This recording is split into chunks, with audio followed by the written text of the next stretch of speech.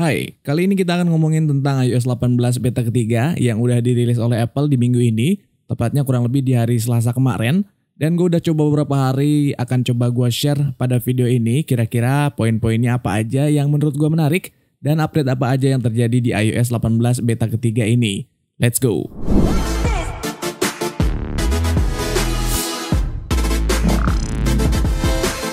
Oke, kita mulai dulu dari size update-nya. Untuk iPhone 14 punya gue ini size update-nya lumayan gede, bisa kita cek. Ini udah gue screenshot.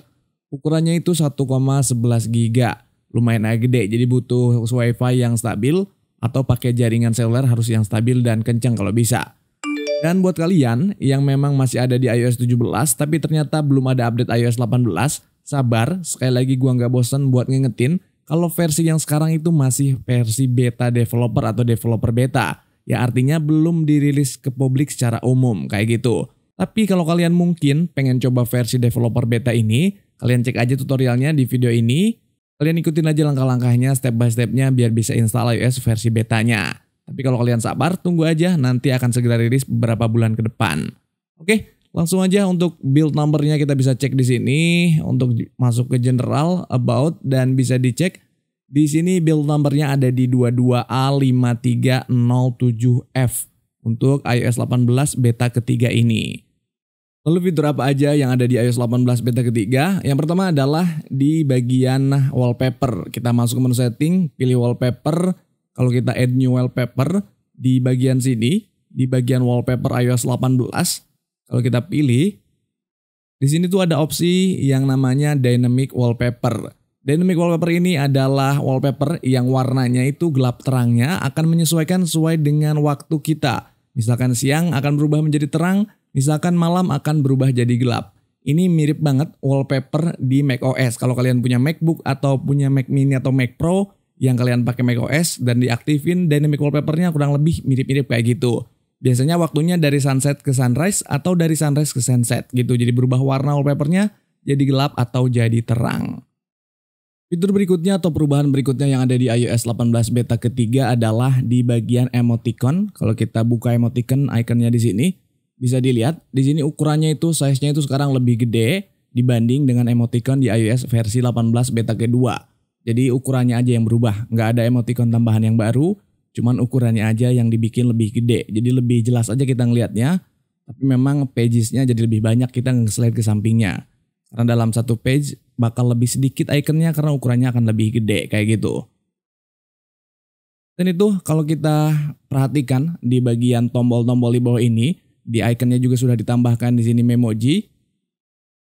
Udah ada memoji, termasuk di aplikasi-aplikasi pihak ketiga, misalkan di sini di WhatsApp misalkan. Di sini tuh ada icon memoji, jadi di ikonnya sudah include memoji. Kalau di iOS sebelumnya belum ada memoji kalau kita buka dari aplikasi pihak ketiga kayak WhatsApp, Telegram, dan sejenisnya. Kayak gitu. Ini tambahan-tambahan aja biar kita lebih kaya lagi untuk mengekspresikan ekspresi kita lewat emoji atau emoticon. Dan itu di control center juga ngalamin perubahan atau penambahan tepatnya. Kalau kita lihat di sini shortcut-shortcutnya kita add control bisa kita lihat dan bisa kita cek di sini. Lebih banyak lagi shortcut yang dikasih sama si Apple di update kali ini khususnya untuk accessibility. Di sini ada hearing accessibility, di sini ada motor accessibility, vision accessibility. Jadi lebih banyak lagi pilihan-pilihan shortcut yang bisa kita tambahkan untuk di control center. Jadi lebih memberikan kita keleluasaan untuk memilih sesuai dengan kebutuhannya kita. Kayak gitu. Selain itu ada juga perubahan di aplikasi Photos di sini. Untuk tombol select-nya sekarang itu selalu muncul. Kalau di iOS versi sebelumnya bisa kalian cek di foto ini atau di video ini. Bisa kalian lihat icon select-nya itu nggak selalu muncul. Tapi kalau di iOS 18 beta ketiga ini icon select-nya itu akan selalu muncul di sini. Akan selalu visible. Lalu di bagian sampingnya baru tombol search. Kalau di sebelumnya cuma ada tombol search doang. Kalau kita geser-geser atau kalau kita pilih fotonya baru muncul select. Tapi kalau sekarang udah lebih mudah. Tinggal kita select dan kita pilih aja kayak gini.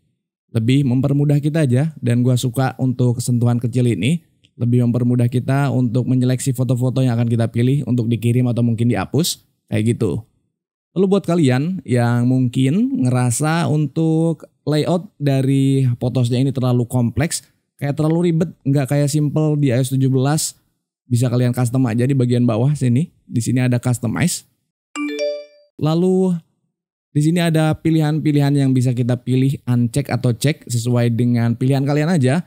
Misalkan kalau kalian pengen lebih simpel tinggal dimati-matiin aja. Ini opsi-opsi kayak gini ya. Opsi suggestionnya tinggal matiin aja. Tapi kalau kalian mau aktifin juga silahkan custom sesuai dengan kebutuhan. Kalau memang berasa terlalu rame untuk photosnya atau library-nya, dimatiin aja beberapa fitur-fitur atau beberapa opsi-opsi yang memang disediakan. Jadi lebih simpel kayak gini kayak di iOS 17. Sentuhan baru lainnya adalah di bagian icon-icon dari third party. Ini sekarang udah support untuk dark mode. Gue coba ganti iconnya untuk jadi dark mode. Gue coba edit untuk custom dan dibikin dark di sini. Gue bikin dark. Nah, sekarang icon YouTube aja ini udah hitam. Bisa dilihat di sini. Icon-icon Google udah hitam walaupun memang belum semuanya karena masih proses developer sekali lagi. Masih ada yang nyangkut, masih ada yang belum dark mode, belum bisa dark mode. Di sini ada Google Chrome, Google Translate ini belum. Tapi untuk icon-icon lain dari third party mayoritas udah mulai bisa dark mode. Kayak di sini juga Shopee, kasih aplikasi lain di sini udah bisa dark mode. Kompas, CNN juga udah bisa kayak gitu. Trio Tools juga udah berubah jadi hitam nih, udah bisa jadi hitam. Lagi nih proses pengembangan dan akan terus berkembang, akan terus di developer, akan terus dikembangkan sama Apple, sama para pengembang dari aplikasi pihak ketiga sehingga nanti ketika dipublish ke publik udah rapih, udah bisa siap pakai dan enak nyaman dipakai buat kita. Kayak gitu. Cuman menurut gua ada bugs yang gua temuin juga di iconnya. Jadi perubahan dark mode ke light mode ini iconnya ini nggak berubah. Misalkan gua ubah jadi dark mode di sini, dark mode. Kayaknya hitam. Oke, sorry. Gue coba ubah di sini. Jadi otomatis. Oke, sekarang posisinya dark mode ini hitam. Tapi kalau gue ubah jadi light mode, di sini gue matiin dark mode-nya jadi light mode. Iconnya itu nyangkut, nggak berubah jadi light mode. Harusnya kalau settingannya otomatis, itu icon-iconnya juga ikut berubah jadi light mode atau dark mode sesuai dengan settingan handphonenya. Tapi ini memang ada bugs di masalah home screen. Solusinya gimana? Solusinya tunggu aja update berikutnya. Nggak ada masalah sama sekali sih ini. Nggak terlalu mengganggu, tinggal diaktifin aja dark mode atau light mode sesuai dengan selera kalian. Untuk otomatis memang belum bisa sempurna, belum bisa berjalan dengan baik. Kayak gitu. Berikutnya untuk performance di iPhone punya gue ini iPhone 14 udah gue coba melakukan pengujian ini secara di atas kertas dulu. Kita cek history, CPU-nya di sini bisa kita cek. Untuk single core didapat skor 1732, untuk multicore-nya 4682. Sementara untuk CPU-nya bisa dicek juga di sini di history, compute. Untuk GPU-nya maksudnya, untuk GPU-nya ini ada di 12.848. Skor ini adalah skor standar, nggak ada terlihat anomali atau keanehan, biasa-biasa aja, nggak beda jauh dengan skor-skor yang di iOS beta sebelumnya. Memang di iOS 18 ini terkesan lebih stabil. Menurut gue versi betanya ini udah cukup baik dibanding iOS 17 terdahulu yang banyak banget problemnya. Begitu juga dengan urusan performa di handphone gue ini cukup smooth. Nggak ada kendala sama sekali, nggak ada lagi-lagi. Baterai juga relatifly untuk pemakaian gue relatif normal. Nggak ada yang berasa sangat boros, nggak ada yang cepet panas dan lain sebagainya. Mungkin bisa dilihat di sini untuk pemakaian baterai gue dalam sehari-hari. Di sini terlihat normal banget, pemakaian kurang lebih 6,5 jam dalam sehari-hari. Ini merupakan SOT yang relatifly cukup oke lah. Untuk versi beta, suhunya juga ini adem, terpantau nggak overheat, nggak bikin handphonenya laggy, nggak nge-lag dan lain sebagainya. Untuk pemakaian gue walaupun multitasking, penggunaan apapun yang gue lakukan, mulai dari sosial media, dengerin musik, foto-foto, bikin video, dan lain sebagainya, aman, terkendali, nggak ada masalah. Nah, untuk M-Banking, kebetulan gue nggak melakukan login di M-Banking di handphone untuk versi beta ini.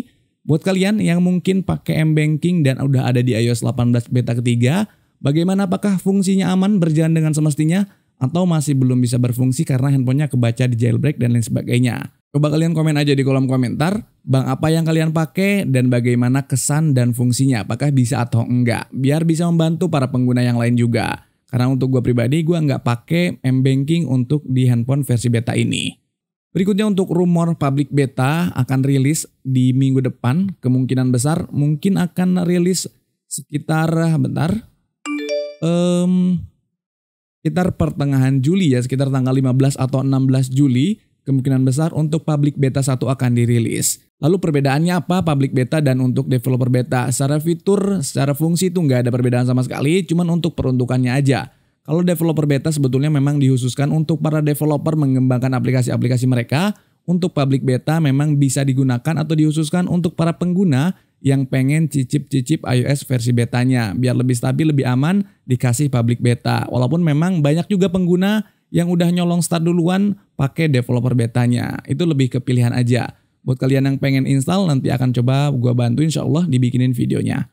So, itu aja mungkin informasi yang bisa gua share di video kali ini. Kalau kalian nemu kendala, nemu pertanyaan apapun, drop aja di kolom komentar. Thank you for watching. See you next video. Bye-bye.